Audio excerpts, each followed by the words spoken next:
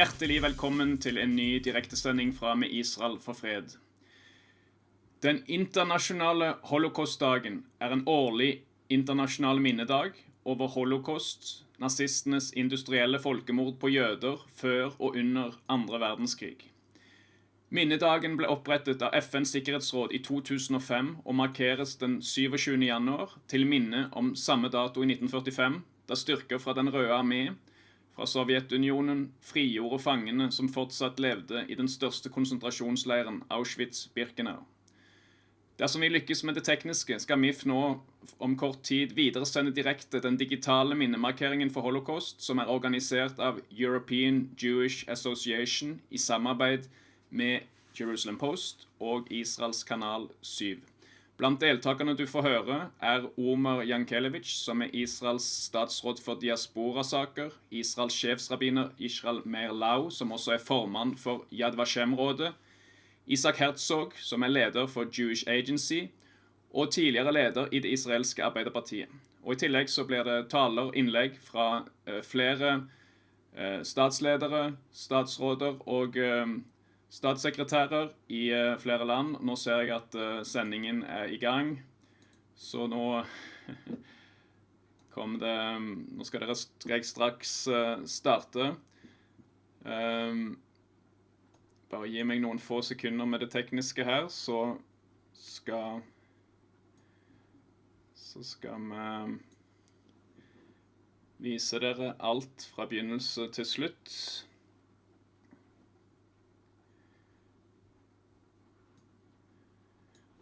Skal vi se. Her ser dere at sendingen så vidt er i gang, men de har ikke begynt å snakke ennå.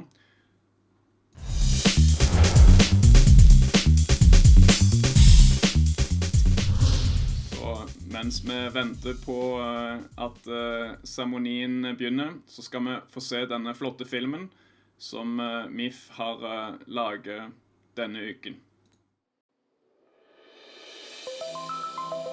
Hej, jeg hedder Rika og er MIFFs daglige leder i Danmark. En vinterdag i 2018 besluttede jeg at trodse kulden og tog hen til en bazar arrangeret af en jødisk kvindeorganisation. Blandt standene var der et logo, som fangede min opmærksomhed. Det var MIFFs smukke blå logo og budskab med Israel for fred og Davidstjernen, som minder om det israelske flag og Israel, som jeg elsker så højt. En sød MIFF-frivillig spurgte, om jeg havde hørt om MIFF. Det havde jeg ikke, men jeg ville gerne vide mere. Efter vores spændende samtale gik jeg hjem med en følelse af, at jeg måtte vide mere om MIFF. På miff.dk og miff.no fandt jeg hurtigt ud af, at det var her, jeg hørte hjemme, sammen med alle Israel-venner, uanset deres religion, etnicitet eller politiske holdning. Jeg tog derfor kontakt til MIFFs daværende frivillige daglige leder i Danmark, Dina, og spurgte, om jeg kunne hjælpe med at realisere hendes drøm om at få MIFF til at blive lige så stærk en stemme for Israel i Danmark, som MIFF er blevet efter 43 år i Norge.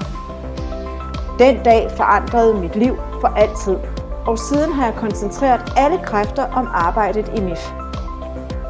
I ordbogen beskrives ordet propaganda således: information, ofte usand eller ensidig, som udspredes for at påvirke andre til at tænke, mene, føle eller gøre noget bestemt. Resultatet efter flere årtiers propaganda i danske og internationale medier, organisationer, politikere og andre ses i dag tydeligt. En stor del af den norske og danske befolkning har fået et fejlagtigt indtryk af Israel, og nogen føler sågar had. De har været ofre for anti-israelsk propaganda, som tilsværter Israel. Propagandaen drives af kræfter, som har et klart mål om at fjerne den eneste jødiske stat i verden. MIFF giver israelerne mulighed for at få ordet. MIFF er en pro-israelsk stemme i et hav af Israel-hader. MIFF arbejder for via langsigtet informationsarbejde at korrigere og ændre på en ensidig mediedækning, som ikke afspejler virkeligheden i Israel. Israel det eneste demokrati i Mellemøsten. Alle religiøse minoriteter i landet beskyttet af loven og kan sige deres mening uden at blive forfulgt. Israel et lys i mørket, som minder os om, at sameksistens mellem religioner mulig. Vi har et fælles ansvar for at beskytte det eneste land i verden, hvor jøder kan leve et jødisk liv uden at blive forfulgt. Tak til alle Israel-venner, som støtter vores arbejde for Israel og det jødiske folk. I giver os styrken til at fortsætte vores informationsarbejde, som får meningerne om Israel til at ændre sig. Alle Israel-venner velkomne i MIFF. Meld dig ind og vær med til at gøre en positiv forskel.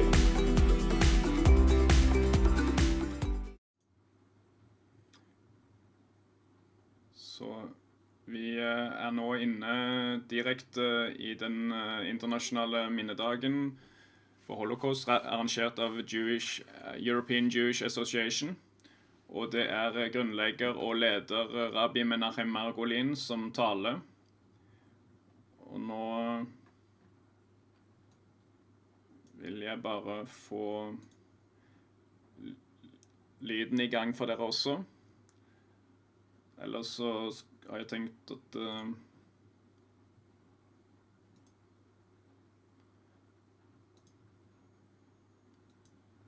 skal vi se. Jeg håper jeg får til dette temmelig snart. In the name of the European Jewish Association, in the name of my colleagues, leaders of Jewish communities and organizations from across Europe, I would like to thank each one of you for your personal commitment. I thank you in advance for the measures you will be taking in order to increase education in your own countries about antisemitism. Da hører dere lyden, og jeg hører lyden, og dermed vil jeg kunne oversette det som han sier underveis. Så vi ser altså live her fra en internasjonal markering av Holocaust, over 200 deltakere. Her kommer det til å komme taler av en israelsk statsråd, lederen for Jewish Agency, Israels sjefsrabbiner og andre hilsener. Sendingen kommer til å være frem mot 4:30, så følg med.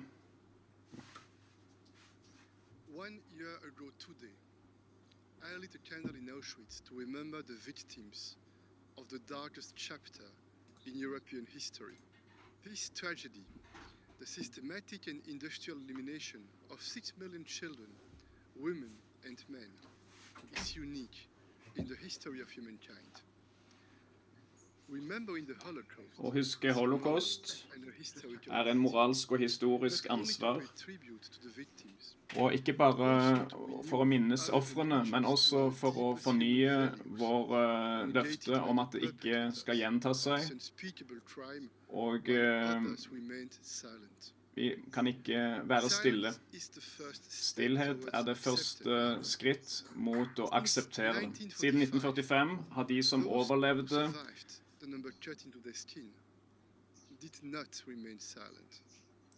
ikke vært stille. De vitnet om det. De har spredt lyset av at dette blir slik at dette blir minnes. Snart blir det ikke flere overlevende. Derfor det viktig for oss at vi tar ansvar for å fortelle historien til den nye generasjonen. Vi europeere har et spesielt ansvar, for det var på europeisk jord at Holocaust ble utført. Og det var på europeisk jord at hatet mot jøder fikk vokse fram. Og dette hatet fortsetter å plage oss. Antisemitismen reiser igjen sitt stygge ansikt i Europa. Dette helt uakseptabelt. Europe's founders built a society based on tolerance, human rights, freedom of religion or belief. Antisemittisme har ikke noe plass i våre samfunn. Vi vil aldri tolerere at jødene frykter for sin sikkerhet i EU. Europa uten jøder vil ikke være Europa. Og det å bekjempe antisemittisme med full styrke vårt ansvar. Vi vil passe på at jødene får leve trygge og gode liv i Europa, slik som alle andre europeere, samme hva man tror. I dag lover jeg dette, og jeg tenner et lys i Brussels på vegne av den europeiske union, i håp om at mange andre vil gjøre det samme, og på samme måte som lys blir tent i Auschwitz. Hver dag må vi tenne et lys og forsvare verdiene. Så dette var altså lederen for det europeiske råd som talte. Og det er første gang MIFF har en sånn videresending av en internasjonal hendelse, så tilgi meg hvis vi ikke får oversatt alt her. Jeg må også få med meg noen her kommer det en annen europeisk leder, statsministeren i Belgia, Alexander De Croo. Women and children who were killed in Europe. Victims of the Nazi regime. Victims of an unprecedented genocide. In Belgium, our thoughts are in particular with the 25,207 I Belgia tenker vi spesielt på de 25,000 jøder, kvinner og barn, som ble deportert til Auschwitz. Vi ønsker også å hedre de ofrene som fremdeles er med oss i dag.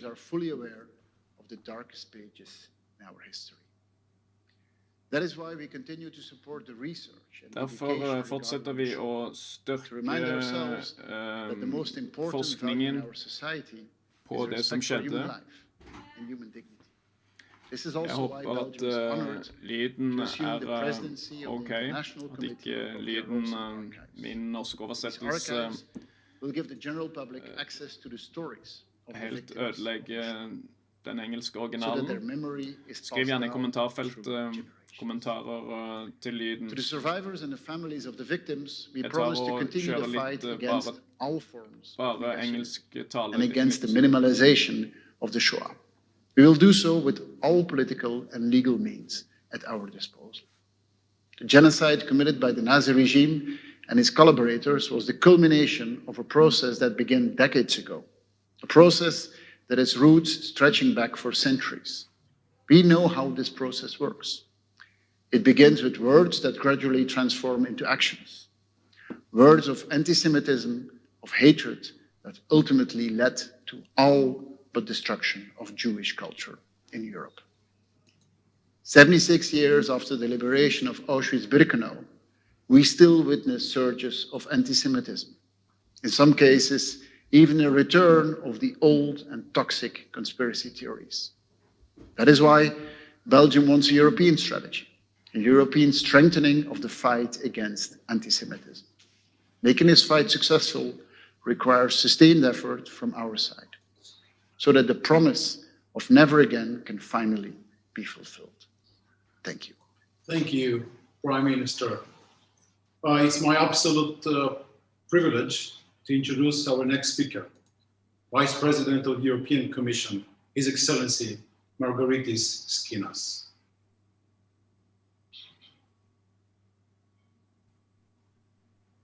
His Excellency, the floor is yours. Så da får vi en tale av nok en europeisk leder. In the meantime, I would like to thank all the people who are joining us right now on our Facebook page and on the Jerusalem Post and the Channel 7. Thank you for joining. Og nå får de altså Dear friend, Kinas thank you. Dear friends, on this day, 76 years ago, Allied soldiers were passing through the gates of Auschwitz-Birkenau. Så ble Auschwitz-Birkenau frigjort. Det var et av de mørkeste kapittel i verdenshistorien. Det er de mørkeste kapitlene i Europas kollektive historie.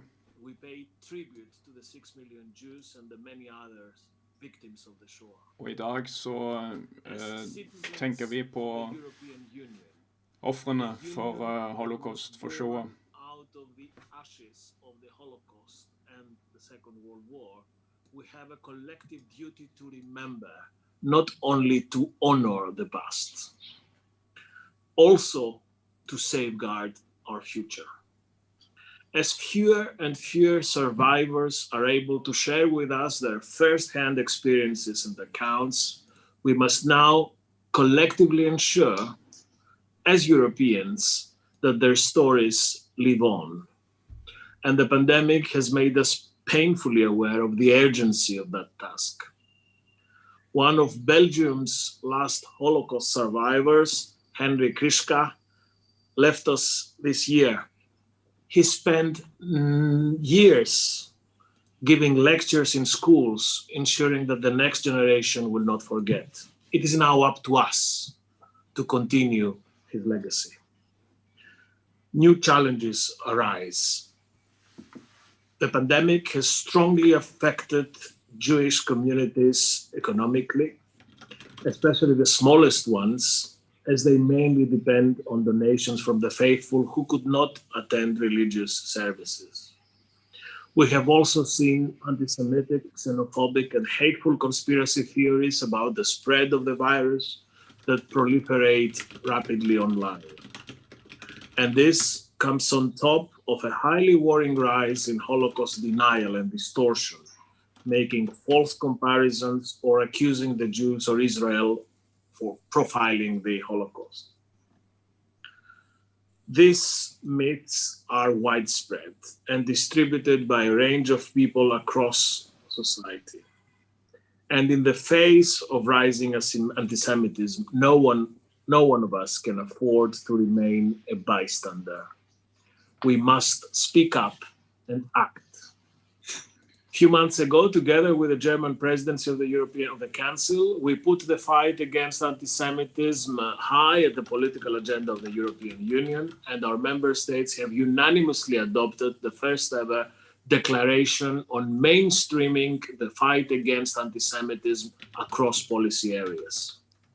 We also, a few days ago, issued a new handbook for the practical use of the working definition of anti-Semitism to help member states and practitioners recognize and address anti-Semitism in its contemporary forms. And we will continue to strive for increased efforts to teach the lessons of the Holocaust to younger generations. With this in mind, we have tripled our budget for Holocaust remembrance, education, and research as of this year. And finally, 2 days ago, we launched, together with the International Holocaust Remembrance Alliance, UNESCO, the United Nations, a digital campaign, Protect the Facts, to raise awareness around the dangers of Holocaust distortion, denial, and trivialization. Dear friends, this year, 2021, the European Commission will present its first ever comprehensive European strategy on combating anti-Semitism and fostering Jewish life in Europe. 76 years after the Shoah, the symbolic, political, and substantive significance of this initiative cannot be overstated. Our message is clear. Anti-Semitism, racism, and hatred have no place in the European Union. We will do whatever it takes to ensure that they will never find their way into poisoning our European way of life. This is our common fight, and it is a fight that Europe is determined to win. Thank you very much, Vice President Skinas, for your words and your commitment. It is my absolute privilege to introduce the first Vice President of the European Parliament, Her Excellency Roberta Metsola. First Vice President, the floor is yours. Thank you very much, Rabbi Margolin. Dear friends, earlier this week, I visited the Great Synagogue of Europe and met with the chief rabbi there. One of the things that struck me was that the entrance to the synagogue was barricaded with security apparatus. That almost made you forget that you were in the capital of the European Union in 2021. But it drove home the message that anti-Semitism is still rife in our societies, that genuine fears still exist, that despite decades of effort, we still have not done enough to end the scapegoating, to end the discrimination. We still have not yet done enough to make every citizen in Europe feel safe and unafraid to be themselves and worship as they like. That is our collective failure and our collective challenge. I will never forget the words spoken by Marian Turski last year, 75 years after he, weighing all of 32 kilos, walked out of Auschwitz. He called for an end to indifference. Auschwitz did not fall from the sky, he said. It happened slowly because too many people turned a blind eye to injustice. Too many people found comfort in scapegoats, and too many people accepted prejudiced laws. Holocaust survivor Primo Levi said, monsters exist, but they are too few in number to be truly dangerous. More dangerous are the common men, the functionaries ready to believe and to act without asking questions. And that is why we fight anti-Semitism, racism, and any hatred everywhere today. Hatred is not a view. Denying the Holocaust is not an opinion. And even today, the mechanisms of human rights violations are alive, and we know only too well the possible ultimate consequences. And this is why the Holocaust remains forever a warning. But just as there are monsters and those who enabled them. I don't only want to refer to this crime or to the criminals. I also want to commemorate those who said no, those who risked their lives, those who gave their lives, the many nameless heroes who refused to be part of it and sheltered and saved so many. And when we look to the past, we can also see examples for the present, examples we should bear in mind when in our political and personal lives we make difficult decisions and witness the first steps of the dehumanization process. To be anti-Semitic is to be anti-European. There is no majority in Europe. We are as strong as we are because we are all different, yet all equal. A snappy slogan that encapsulates what it means to be European, that we can have different cultures, different languages, different beliefs and backgrounds and different religions, but we are all united in our shared belief of freedom and equality. Today, we still witness attacks on Jews and synagogues in Europe. We still see scapegoating, and we are still seeing states move slowly away from the values this union was founded upon. And we see our fundamental rights under threat in too many places. And we cannot be silent when Europeans live with a packed suitcase at their door, just in case. We cannot be silent in the face of injustice anywhere. Our European history has too often been built on the backs of the broken. When we say never again, we must mean it, and that means taking action. All the remaining survivors of the Holocaust are over 75. Many are in their 90s. Our duty is to learn and to teach the lessons of history, even when the voices of the survivors can be heard no more. We must never forget, we never will. Thank you very much, First Vice President Roberta Metsola, for your words. And it is my privilege to introduce our next speaker. Before I do so, I would like to send, I'm sure on behalf of all of us, our wishes for speedy recovery for the Yad Vashem, Chief Rabbi of Israel, Rabbi Israel Meir Lau, who was supposed to be with us today. However, he was impacted with the COVID-19 a few days ago, and therefore we are sending him from here, from all of us, our wishes for a good health for him and his family. And it's now my privilege to introduce you our next speaker, the Israeli Minister of Diaspora Affairs, Excellency Omer Yankelevich. Thank you very much. Toda Rabba, Rav Margolin, Jewish community leaders, distinguished guests. It is an honor to be with you today. This past year, COVID-19 overtook our world, changing lives globally. In addition, we're bringing about unimaginable challenges. The pandemic intensified a more ancient plague, anti-Semitism. Throughout history, the Jewish people have served as the scapegoat for the illnesses of the world. As such, it is no surprise that anti-Semitic sentiments spread as the pandemic raged. This week, the Ministry of Diaspora Affairs released its annual anti-Semitism report. This past year, we witnessed an alarming rise in conspiracy theories and false accusations with the spread of the pandemic, from claims that Jews spread COVID to the idea that Jews created the virus for financial gain. While this phenomenon is not new, these lies spread on social media are dangerous and highly concerning. Today, International Holocaust Memorial Day is a living reminder to humanity of the dangers of anti-Semitism.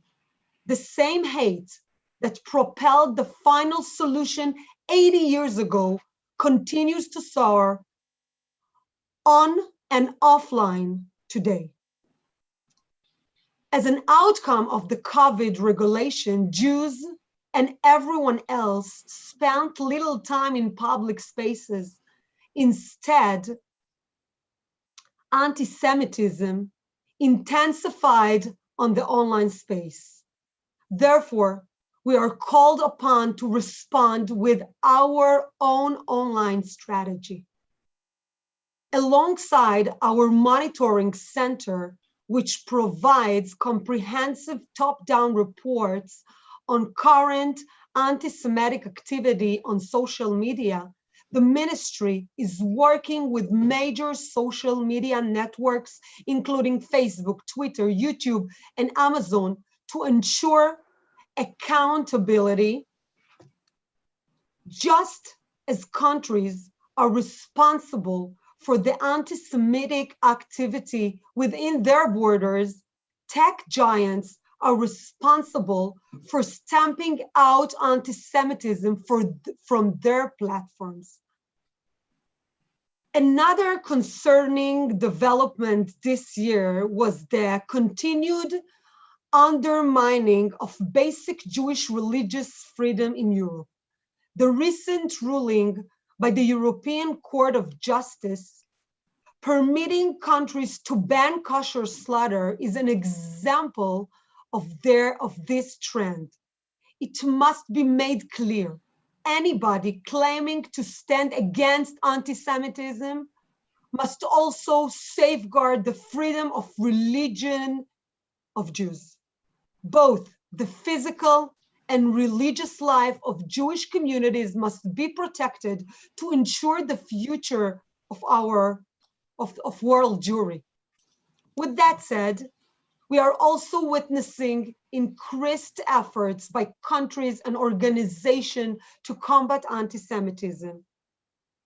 There has been a positive development of countries adopting the IHRA definition and appointing special envoys to tackle this issue. Combating anti-Semitism is an international challenge and responsibility. Therefore, it requires a united global effort. This year, we witnessed historic and new collaborations. The Abraham Accords inspires us to expand this coalition to include Arab and Muslim countries. To conclude, the pasuk Sur merav aseh tov, refrain from evil and do good, is our guide in our ongoing effort to combat anti-Semitism. On the one hand, we must remain committed to targeting anti-Semitism, both on and offline, And on the other hand, we must invest in education and tolerance worldwide. What is certain is that when and where anti-Semitism picks up its ugly head, the state of Israel will not be silent.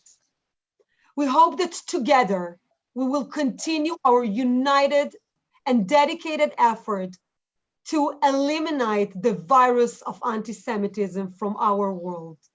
Thank you very much. Toda rabba. Thank you very much, Excellency Minister Yankelevich, for your words. In the meantime, I just would like to update you that with the information we received, there are currently over 25,000 people watching our live streaming in the different channels. We thank you, all of you, for joining us today. It is my absolute privilege to introduce our next speaker, our keynote speaker, Mr. Yitzhak Herzog, Chairman of the Jewish Agency. Mr. Herzog, the floor is yours. Thank you, Rabbi Margolin. You are the European Jewish Association Chair, and I thank you for your role. Diaspora Affairs Minister, my good friend Omer Yankelevich, European Commissioner, Vice President, His Excellency Margaritis Shinas, European Parliament Vice President Roberta Metsola, leaders of Jewish communities and organizations, dear friends. Yes, if you can be muted out there, please. 76 years ago, my late father, Chaim Herzog, serving as an officer in the British Army, took part in the liberation of the Bergen-Belsen concentration camp in April 1945, only 3 months after the Red Army liberated Auschwitz-Birkenau in January that year today. He told me that he never forgot what he saw there. The piles of bodies and skeletons, the survivors ravaged by disease and starvation.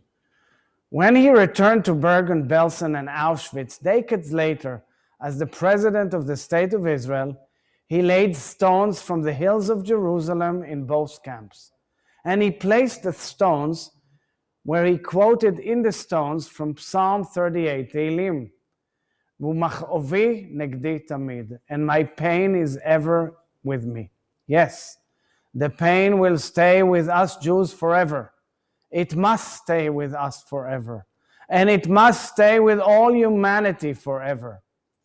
Unfortunately, as the years go by, it seems that in some parts of the world, the pain and horror are fading.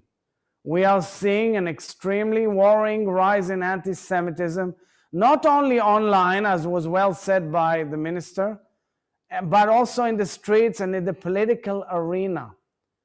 A research which the Jewish Agency, which I head, recently carried out together with the Israeli Institute for National Security Studies, INSS, shows clearly that in a number of key European countries, extremist parties from all sides of the spectrum are polluting the political and public discourse with anti-Semitic tropes and rhetoric, while traditional centrist parties are growing weaker. Sadly, we found that 76 years after the Holocaust, there are a growing number of politicians in Europe who intentionally use anti-Semitic language and ideas for political gain.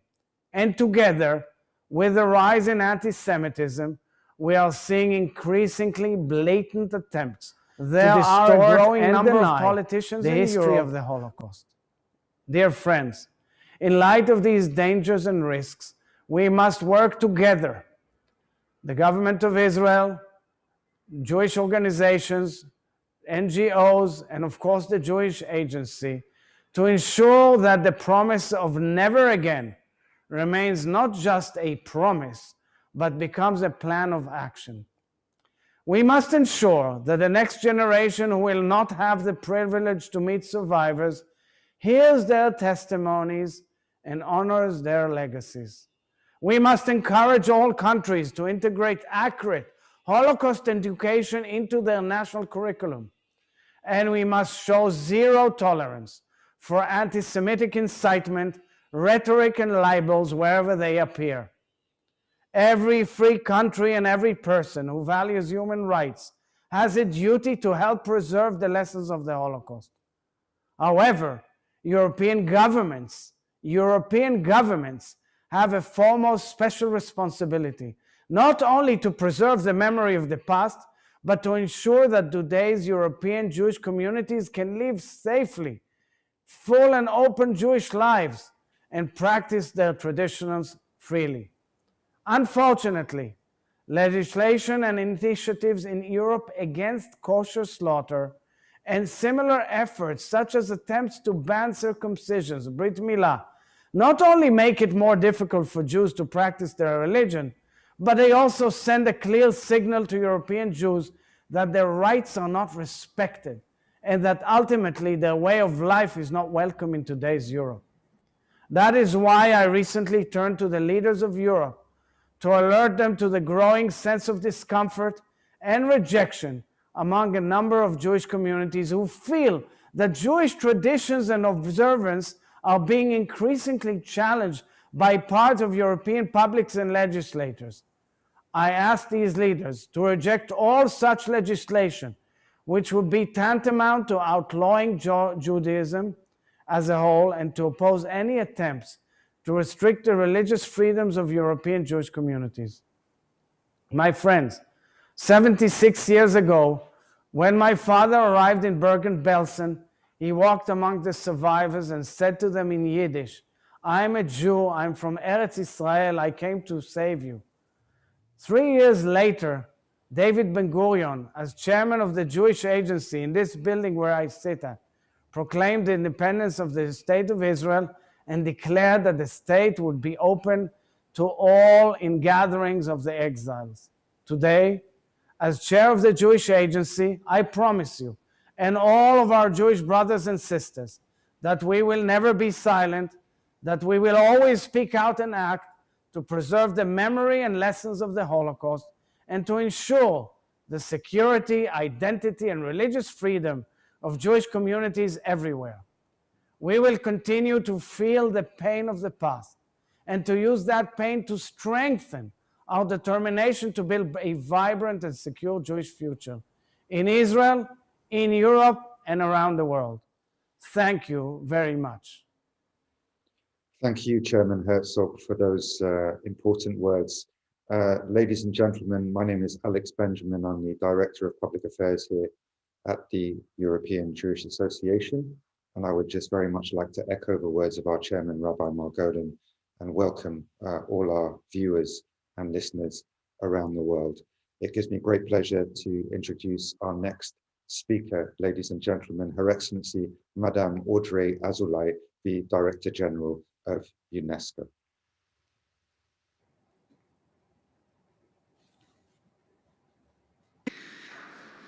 Excellencies, ladies and gentlemen, fighting oblivion, this is UNESCO's aim and mission in supporting Holocaust research, commemoration, and education. This mission is all the more essential today, and with the involvement of our partners, we have stepped up our actions to address teachers and pupils, first of all. Thanks to the financial support of Canada, we will soon be holding a new edition of the International Conference on Education and the Holocaust, training educators across the globe in cooperation with the Holocaust Memorial Museum in Washington, D.C. This year, we've also incorporated new content for teacher, trainers, and school directors on addressing anti-Semitism in schools as a result of our partnership with the OSCE Office for Democratic Institutions and Human Rights and University College London, whom I thank. All of our resources on preventing anti-Semitism will soon be accessible on the website developed by the UNESCO chair at the University of Southern California's Shoah Foundation. But we're also addressing governments to fight all attempts to deny or distort facts, falsify the past, or excuse the inexcusable. With the European Commission, we have launched a campaign to debunk online hate speech and conspiracy theories, particularly anti-Semitic statements. Now, building on this initiative, we are developing a guide for educators to help young people critically assess online content. In partnership with the United Nations, the University of Oxford, and the World Jewish Congress, we have launched a global study to map the sources and channels of Holocaust distortion and denial on social media and help educators respond to it more effectively.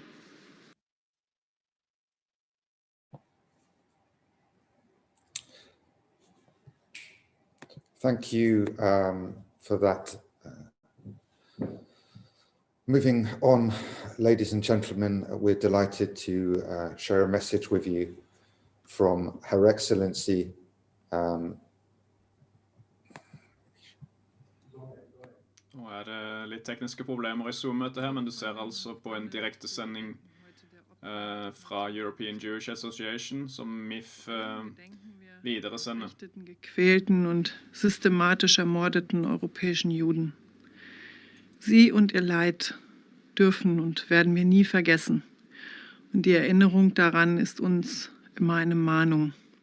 Sie mahnt uns Deutsche, jeden Tag an unserer demokratischen Gesellschaft zu arbeiten, einer Gesellschaft, die jeden Menschen respektiert und schützt. Wir alle tragen Verantwortung. Så her det jo da engelsk teksting, men siden det tysk, så skal jeg prøve å oversette litt underveis. En tysk politiker som sier at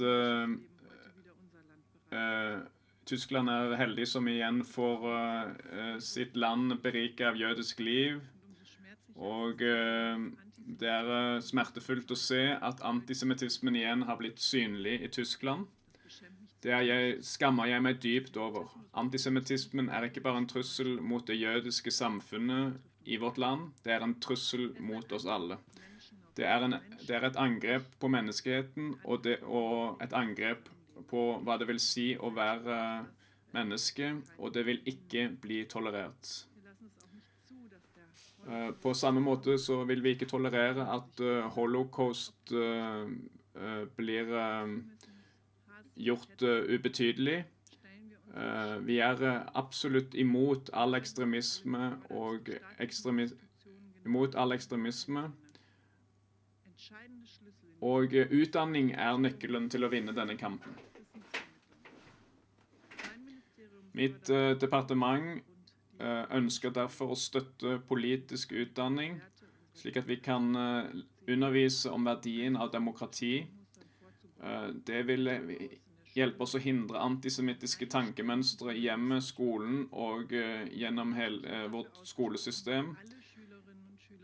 Derfor har jeg tidligere jobbet for at alle skolebarn skal besøke et minnested for nazistenes ofre I løpet av sin skolegang. Et annet viktig grep. Mitt departement har investert tungt I å bekjempe antisemitismen og roten til antisemittismen. Hva effekten av antisemittiske bilder som blir lagt ut online? Hvordan vokser antisemittiske tankemønstre frem I vårt samfunn? Og dette har vi da jobbet med å drive forskning på. Antisemittisk forskning et gjennomgripende tema. Og det vil gi oss politikere mulighet til å ta kloke avgjørelser. Vi trenger å leve opp til vårt historiske ansvar. Og I de siste årene har vi fått mer bevissthet om antisemittismen. Og vi må være fast besluttet på å fortsette arbeidet mot antisemittismen. Det skylder vi Holocausts ofre. Så da fortsetter sendingen fra European Jewish Association, som MIFF med glede videresender til våre seere på YouTube og Facebook. Og her blir neste taler presentert av Alex Benjamin. Thank you very much, dear friends. It's a great honor for me to be here with you today. I'd like to share with you two ideas. The first one, as Vice President of the French Parliament, is the fact that our democracies have to adapt their legal lawmaking process in order to be able to cope faster with the issues raised by the new forms of anti-Semitism and in particular, of course, the hate speech on the internet.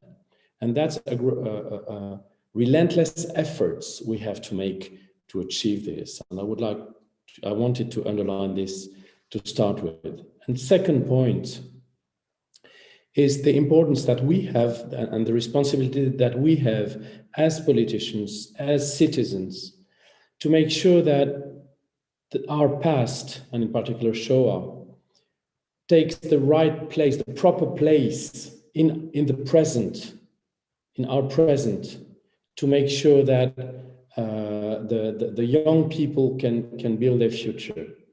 And I had the opportunity to discuss that with President Emmanuel Macron when he came in my village of Quatzenheim in Alsace after the profanation of the Jewish cemetery. And I realized how much it's important that all of us take this responsibility. And the second opportunity that I had to realize this importance of memory was when I went to Auschwitz with a group of young students. And there was one teenager at the end of the day who told me, you know, sir, this day changed my life. And that underlined very clearly the importance of making the memory, our past, still alive for the new generations. Thank you very much, dear friends, and congratulations for the actions of your association. Thank you, Monsieur Wasserman. It was lovely to hear your words. We'll move on, and we are delighted, ladies and gentlemen, to welcome Her Excellency, the Federal Minister for Austria. I beg your pardon. Ladies and gentlemen, today we commemorate the International Holocaust Remembrance Day, one of the darkest chapters of our history. Today, we also commemorate the liberation of the concentration camp Auschwitz, where more than 1 million people were murdered in a most terrible way, most of them Jews. Almost 76 years after the liberation of Europe from Nazi dictatorship, we are still faced with rising anti-Semitism, not only in Austria and Europe, but also across the globe. And as time passes by, the world loses more and more of its witnesses. Witnesses who can recall these darkest days of Europe and the world all over. This is why we have to document their faces, tell their stories, and spread their powerful messages to younger generations. It is essential to raise awareness and to remind that the Shoah is not something from the past. It is still with us. Austria has a particular historical responsibility for protecting Jewish communities and commemorating what was lost in the Shoah. This is why today we stand at the forefront in combating anti-Semitism in all its forms and to protect Jewish life and culture. I'm very happy that Austria is among the first member states within the European Union with a concise and holistic national strategy. I had the honor to present this strategy only a few days ago. If we want Jewish life to remain part of our society, we have to provide prospects and combat all forms of anti-Semitism. We have to make sure that never forget becomes never again.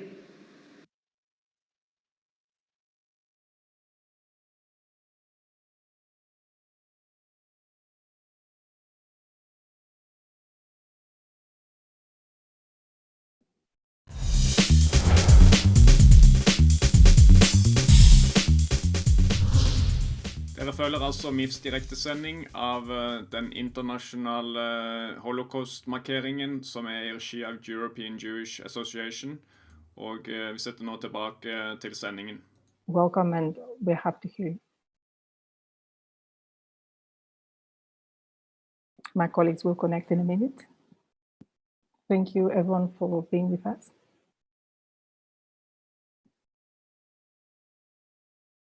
We apologize for the delay. Grunnen til at jeg støtter Israel og er blitt med i MIFF, det fordi at informasjonen vi får i norsk media er så ensidig. Og vi får ikke fram den hele sannheten om den konflikten som er i området.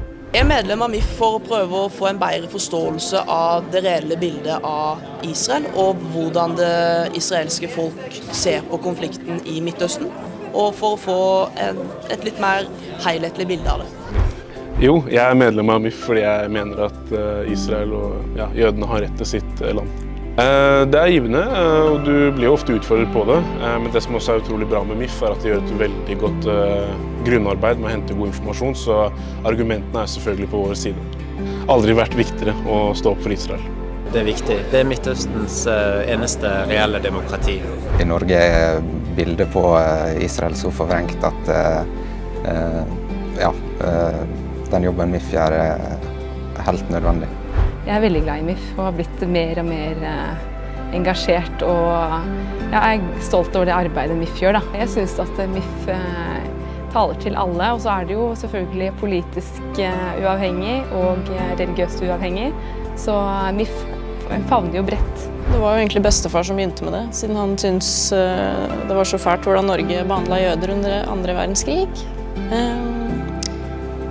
Så jeg støtter vel egentlig, for jeg føler det blir så feil fremstilt i media i Norge. Det gir et fellesskap og et tankefellesskap og et sosialt fellesskap, der du kan få utforske situasjonen på nye måter, og du kan få inn perspektiver og holdninger, og gjerne se ting som du ikke ser så mange andre veier, og du får, etter min mening, et mer helhetlig syn på konflikten. Til alle dere unge der ute som har lurt på det, så det bare å melde seg inn. 76 years have passed, and yet we still see the symbols of Nazism being auctioned and collected. The market for Nazi memorabilia is large and apparently growing, although thankfully the major auction houses like Sotheby's and Christie's have refused to sell such items. That said, there are a number of small auction houses that do it, and I would urge those selling and collecting these items to understand the impact that it has on the families who lost their loved ones during the Holocaust. 76 years have passed, and the sale of Nazi memorabilia remains as unacceptable and as unpleasant as it was just after the Second World War. Its misuse of symbols is a stain on the memory of the 6 million Jewish men, women and children murdered by the Nazis and their collaborators during the Shoah. Lord Pickles, thank you for this excellent speech and thank you for being with us today. We apologize earlier we had a problem, but now Minister Konstantinos Tsiaras, Minister of Justice of Greece, is with us, and we're honored to have you. Good afternoon. I hope that now you can hear me. Yes, we can hear you. Distinguished guests, ladies and gentlemen, up until World War II, Greece had a thriving and prosperous Jewish community, contributing largely to the formation of contemporary Greek history.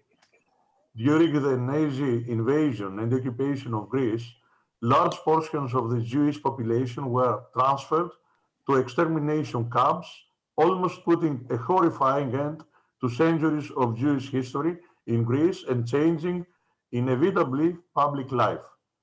From a total of approximately 78,000 Greek Jews that lived in Greece at the beginning of World War II, only around 10,000 survived. 86% of the Greek Jewish population was killed in Nazi concentration camps. Unfortunately, proportionally speaking, Greece is among the West countries that have suffered greatly from the murder of its Jewish populations in concentration camps.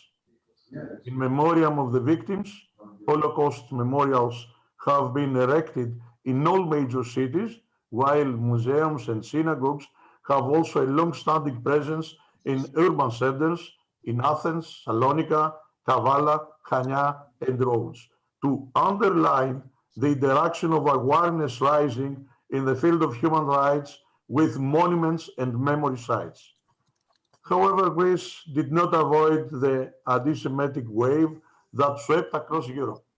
During the Greek economic crisis, the rediffusion of stereotypes and anti-Semitic hate speech became commonplace, creating a living space for the presence of far-right anti-Semitic political parties, such as the Golden Dawn in the political sphere. The rise of anti-Semitism is an example of how populism leads to the denial of democracy and the most fundamental rights. The collapse of Golden Dawn in the last elections reminds, however, that the principles of democracy and the rule of law are even stronger. The 27th of January is Holocaust Remembrance Day, commemorating the extermination of 6 million Jews by the Nazis. This day is not just a date that we celebrate once a year. It marks our living memory and our profound determination never to let such a crime take place again. Particularly, Hellenism that has survived during its long-lasting history through the genocide in Pontus is determined to defend the historic truth and reject its refusers, to defend human existence and the human rights, to defend democracy and the rule of law, and to reject anti-Semitism, to reject any kind of discriminations and intolerance. Distinguished all, Greece is not only a member of the International Holocaust Remembrance Alliance, but this year it also holds the presidency of ERA. Our presidency, as defined by the relevant ministers, will focus on education and the role of mass media in the process of fighting anti-Semitism and defending the memory of the Holocaust. In this context, our government is determined not only to maintain, but also to further exchange the excellent bilateral relations in all areas with the State of Israel. Both countries closely cooperate and contribute to peace and the stability of Southeast Mediterranean. Today's event constitutes another step forward, not only for remembering and commemorating the victims of fascism, but also for passing on the next generations the principles of democracy, rule of law, and peaceful coexistence. For that all, I would like to congratulate the organizers and wish you the best. Thank you for your attention. Dear Minister, thank you so much. It was an honor. And now we have the honor of inviting His Excellency Udo Michalik, Secretary General of the Standing Conference of the Ministers of Education and Culture Affairs of the Länder. Thank you very much. Distinguished guests, excellencies, ladies and gentlemen, today we are gathering together to remember millions of women, men, children. They were systematically murdered. We remember 76 years of the liberation of the concentration camp of Auschwitz-Birkenau. It is more than worth to remember every single woman, man, and child. They lost their lives, their dreams, with no reason, with no meaning, just because they were Jews. In 2014, it was the 69th anniversary of the liberation of the Auschwitz-Birkenau. I had the privilege to join the gathering of the Polish Sejm and the Knesset in Auschwitz and Krakow. Personally, it was the most impressive event I ever joined in my life and left me behind ashamed, full of sorrow, and a strong commitment to dedicate all my professional and personal efforts, keeping the memories alive for coming generations, but also to do all I can to strengthen all possible ties between the nations, between our people, young and old. Martin Luther King said in 1963 in his famous speech, "I have a dream that my 4 little children will be one day live in a nation where they will not be judged by the color of their skin, but by the content of their character."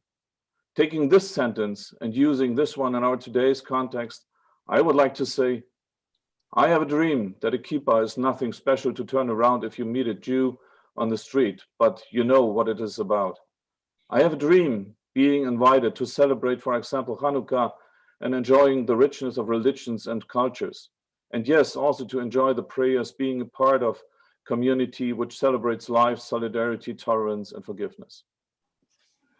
This year, we celebrate 1,700 years of Jewish communities in Germany. A rich history, part of our history in Germany. We should use this anniversary to learn more about Jewish families in our neighborhood, to remember and research about the history of Jewish neighbors in the past and today. The most important issue about fighting anti-Semitism and racism is today education, education, education. The overarching objective in one sentence, knowledge and recognition of the diversity and complexity of Jews and Jewish life are important steps towards its understanding and the dismantling of prejudice. And in the end, just to consider and accept that we all in the first place are human beings. Such teaching prevention work is important and necessary, but it's not enough. Consequent intervention is also required. There are more things I would like to say. Such an anniversary is not really to remember in 2 minutes. Let me close my remarks in grief and a strong commitment for the future with the words of the President of the Federal Republic of Germany, Frank-Walter Steinmeier. I quote, "We cannot accept Jews not daring to wear kippahs on our streets. It's our civic duty to combat anti-Semitism in all its forms. And it's an outstanding task of our state to protect our Jewish fellow citizens and to intervene where necessary, especially at demonstrations and public events. Anti-Semitism is always an attack on all of us, on our democracy and our open society. An active civil society must oppose this day after day. Only when Jews are completely at home in Germany is this republic completely with them." Thank you very much. Thank you. It was an honor to have you. And now from Greece, we're going to have Minister Adonis Georgiadis. He's the minister. His Excellency is the Minister of Development of Greece. Minister, are you with us?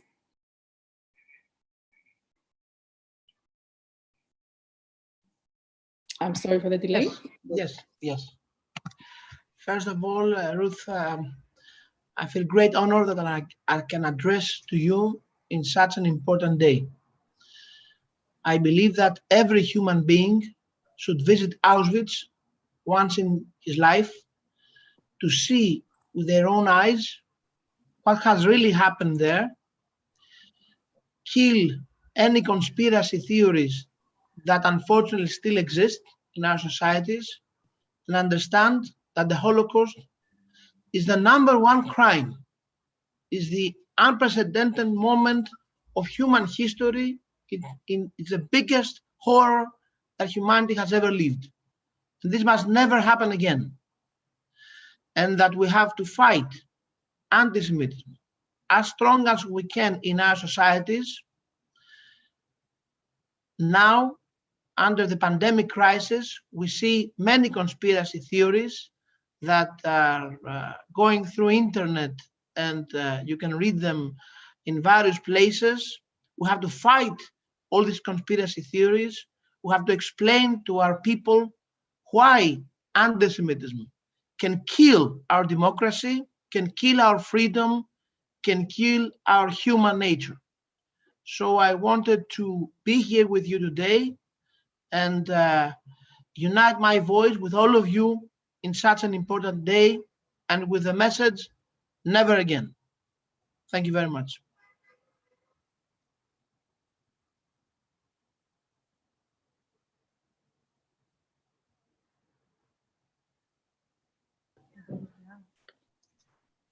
Thank you, Minister. It's now our colleague David Kalfa who will be taking over.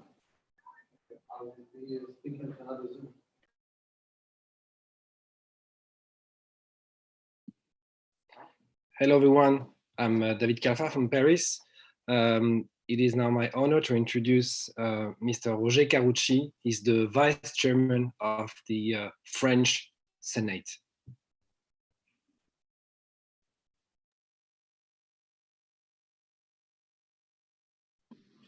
Oui, c'est important de commémorer la libération des camps, la fin de l'Holocauste, pas seulement par souvenir, pas seulement pour que cela ne se reproduise pas, mais pour voir comment les choses ont évolué. Est-ce qu'en France, est-ce qu'en Europe, tout sentiment antisémite, nazi, a disparu? La réponse est...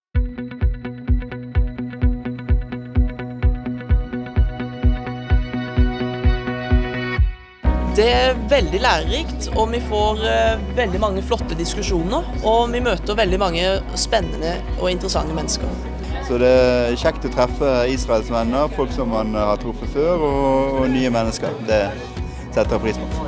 Jo, det er veldig kjekt. Det er veldig spennende, og jeg synes det er viktig å stå opp for Israel.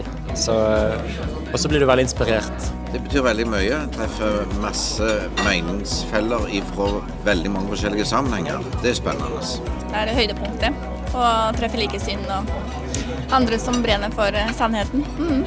Det er alltid kjekt å møte folk i MIFF, gode foredragsholdere med masse nyttig og god info. Så jeg lærer alltid kjempemasse når jeg er her. Ja, jeg synes det er veldig bra. Man hører så mye bra informasjon. Du bare hører ting du aldri har tenkt eller hørt på, og får en helt ny, kanskje mer virkelig ekte fremstilling av hvordan situasjonen er. Det er fantastisk. Det er veldig, veldig kjekt, og vi pleier å være her hvert år. Ja, absolutt. Altså, MIFF er veldig flinke til å finne foredragsholdere. Så møter man andre med felles interesse, så jeg er veldig fornøyd. Absolutt. Du har ingenting å tape, og du har alt å tjene på å få lov til å se konflikten med nye øyne. Du får lov til å utforske en arena, du får lov til å utforske et fellesskap, du får bygge masse relasjoner. Du har alt å tjene og ingenting å tape. Veldig bra, og så er det veldig mye ulikt også. Det er både næringsliv, det er historie, det er ting som skjer nå. Og selvfølgelig da, ting som du på en måte aldri har tenkt over. Så det er utrolig lærerikt, så ja, det anbefaler jeg på det sterkeste. Bli med på Israel-konferansen.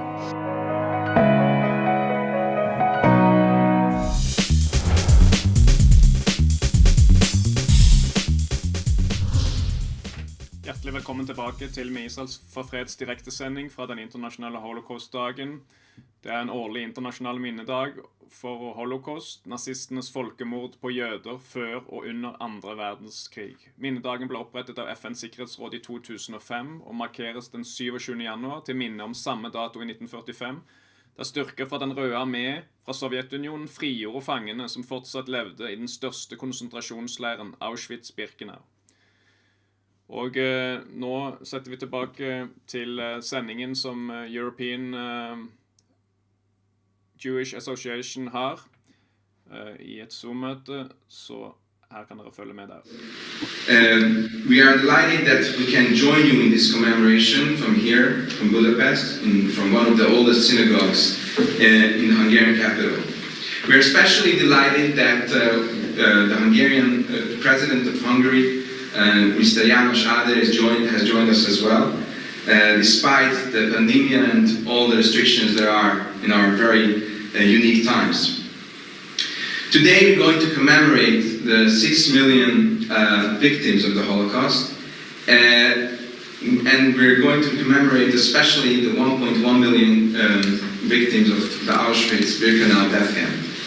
Every third victim from Auschwitz was Hungarian. Therefore, for us, the commemoration of this day has even a more special, unique meaning. In the Jewish customs, in the Jewish way of remembering, lighting a candle symbolizes the core essence of remembering something which we have lost. When we remember the Holocaust, we should always do it in a way that we don't only remember the darkness, we also put an emphasis in the light which was lit in this darkness, although only by a few, but the question of light is not a question of quantity, it's a question of quality. Therefore, today when we light the candle, we remember our duty in remembering and commemorating the Holocaust more than 70 years after the liberation of Auschwitz death camp should not only be in remembering what we have lost, it should make us remember our duty in rebuilding Jewish life, rebuilding whatever has been lost, and trying to find those unique, universal values that unite us all together as a Jewish community and as a humanity at large.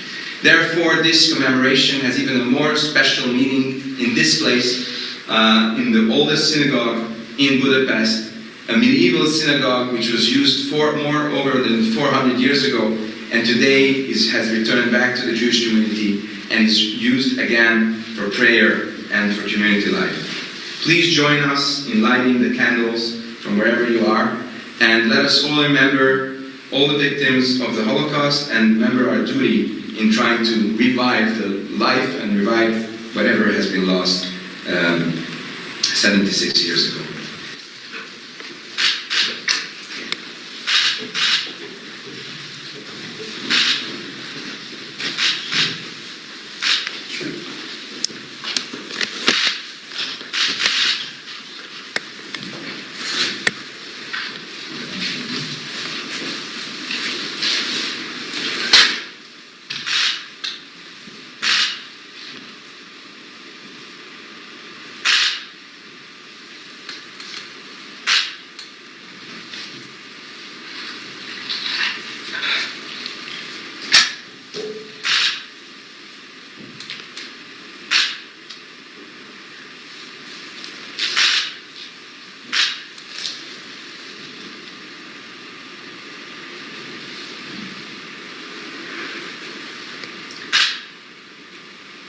Tisztelettel többieket is gyújtsuk meg az emlékezéseket.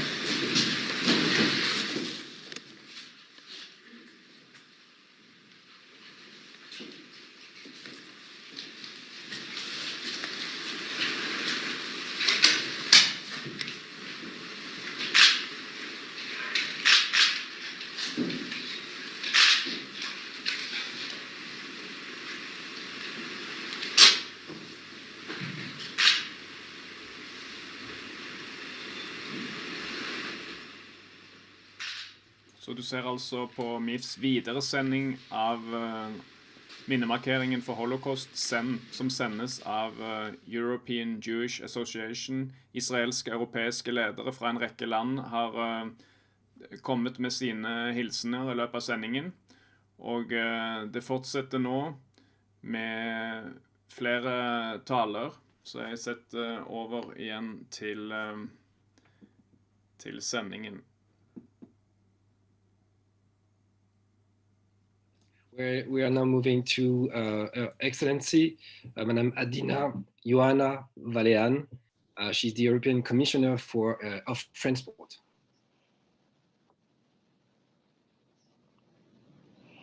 Hello.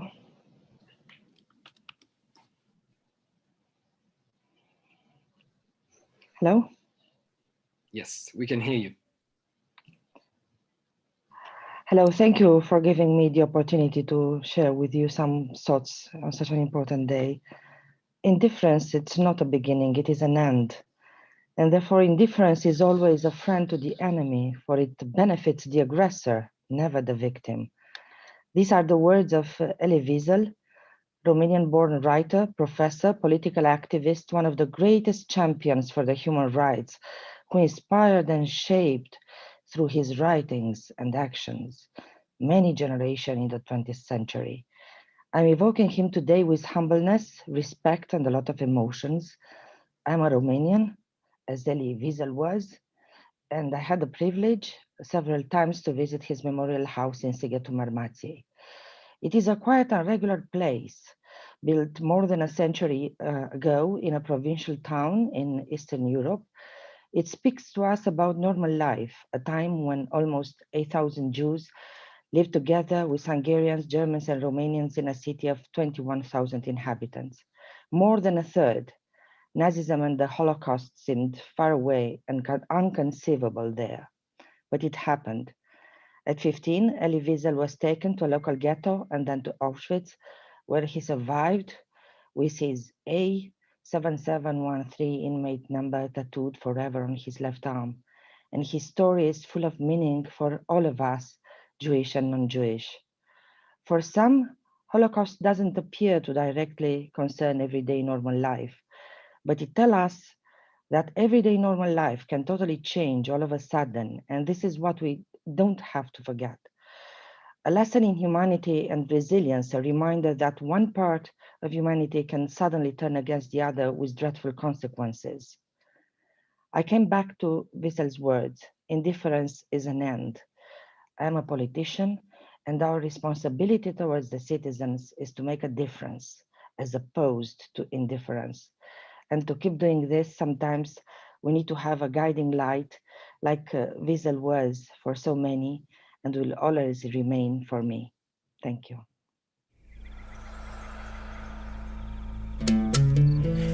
Dette historien om jødene I deres eget hjemland. Vi begynner I perioden av jødenes siste selvstendige kongerik. I over 1000 år levde jødene I Israel, styrt av sine egne konger. Kong David gjorde Jerusalem til deres hovedstad for over 3000 år siden, og der ble Guds hellige tempel bygget av hans sønn Salomon. 3 ganger I året dro jøder fra hele landet som pilgrimer til tempelet I Jerusalem. Da det romerske riket kom til makten, ble jødene underlagt romernes harde regime. Noen av dem ville kjempe for å få uavhengigheten tilbake og gjorde opprør mot de romerske styresmaktene. Etter å ha beleiret Jerusalem I 6 lange måneder ødela den romerske generalen Titus Salomos tempel. Massakrerte befolkningen og brente byen til grunne. Bare et tomt skall av de ytterste murene sto igjen, som et sørgelig minne om det storslåtte tempelet som en gang var. De beseirede krigerne ble tatt med til Roma for å vises frem I triumfmarsj. I generasjonen etter tempelets ødeleggelse la jødenes lærde menn fundamentet for en av de beste epokene I jødedommens historie. De utviklet systemer innen samfunn, juss og utdanning, og dette ga jødiske miljøer evnen til å overleve uansett hvor de var. I alle samfunn de deltok I, spilte jødene en viktig rolle og bidro innen vitenskap, kultur og økonomi.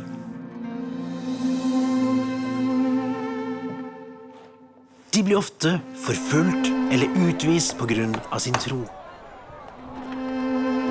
Og til tider måtte de praktisere jødedommen I skjul.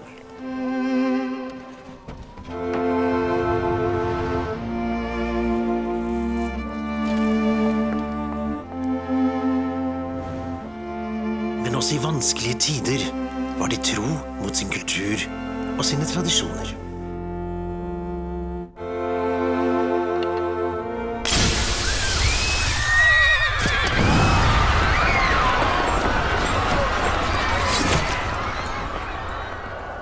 Under diasporaen blåste en ny vind I de jødiske samfunnene. Flere og flere jøder ville ikke lenger akseptere landflyktighet som sin skjebne.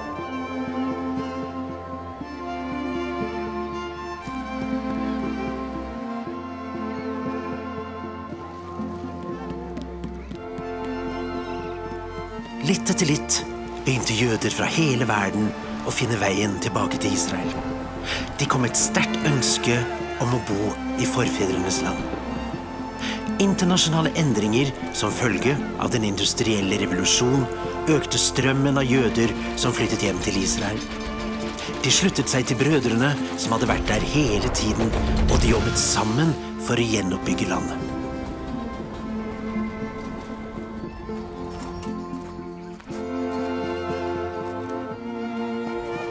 En ung jødisk journalist skapte den nye vinden om til en bevegelse og kalte den sionisme.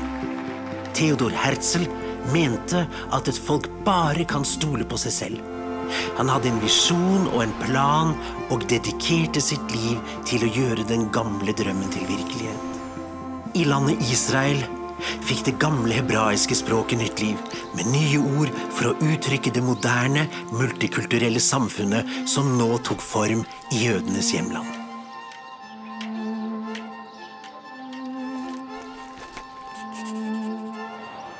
I 1917 anerkjente verdens nasjoner, med Storbritannia I spissen, jødenes rett til å etablere et nasjonalt hjem I landet Israel.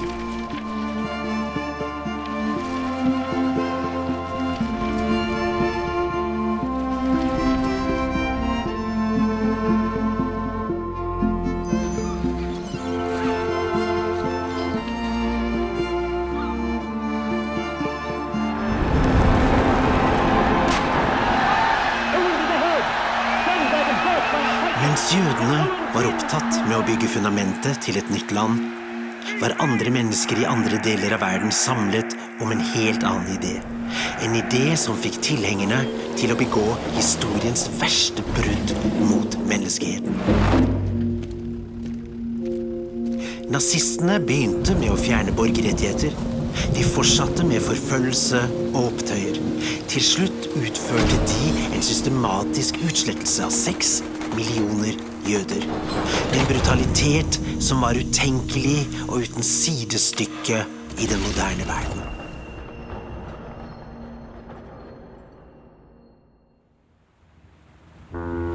Men noen ganger, i fortvilelsens dypeste daler, finner sjelen styrke til å fortsette.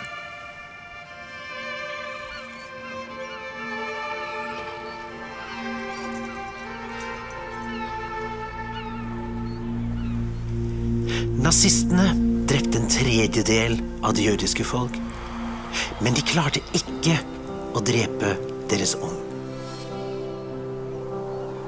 I 1947 vedtok FN en plan om å dele landet mellom jøder og arabere og opprette 2 stater, en jødisk og en arabisk stat.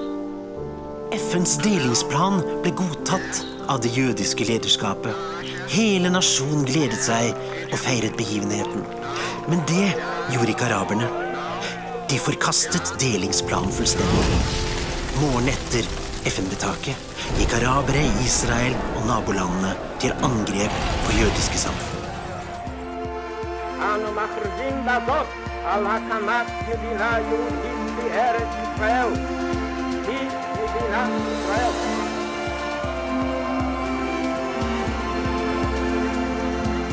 Jødenes feiring ble avbrutt.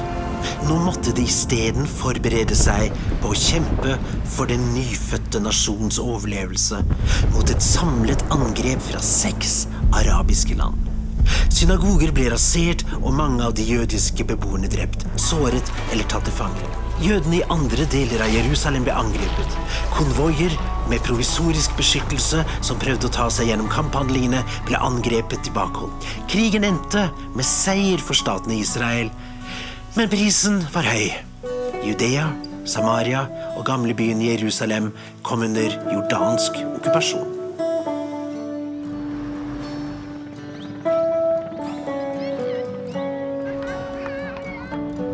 Nesten 2 årtier senere var Israel igjen I fare for å bli utslettet, da arabiske nasjoner på nytt gikk sammen og truet med å tilintetgjøre staten Israel.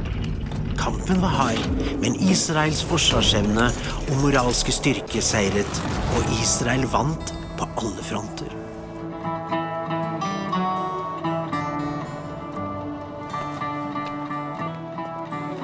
Den søteste seieren var frigjøringen av tempelhøyden og klagemuren. Jerusalem var igjen samlet. For første gang I byens historie var fri religionsutøvelse sikret for alle de hellige stedene til både jøder, kristne og muslimer. Men roen varte ikke lenge. Freden ble, på den helligste dagen I jødenes kalender, blåst vekk av øredøvende krigsalarmer. Mens bønner om Guds nåde hamret på himmelens porter, hamret arabiske hærer på portene til Israel. Israels reservestyrker kom til unnsetning for å bekjempe fienden. De la ikke ned våpnene før landet igjen var I trygghet.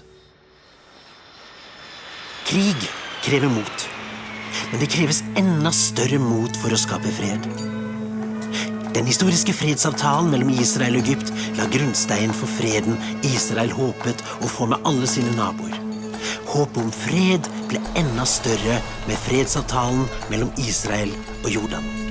Det samme håpet inspirerte Israels forsøk på å oppnå fred med palestinerne, og oppfylle drømmen om å leve I fred, shalom, med alle sine naboer. Jødene har returnert til sitt hjemland. 100 generasjoners håp har blitt oppfylt. Israel har overvunnet store hindre og dannet et åpent, gledesfylt og pluralistisk samfunn, en pulserende kultur og en nyskapende økonomi. Historien som begynte i landet Israel og spredte seg til verdens yttergrenser har kommet tilbake til utgangspunktet. Neste kapittel blir skrevet nå.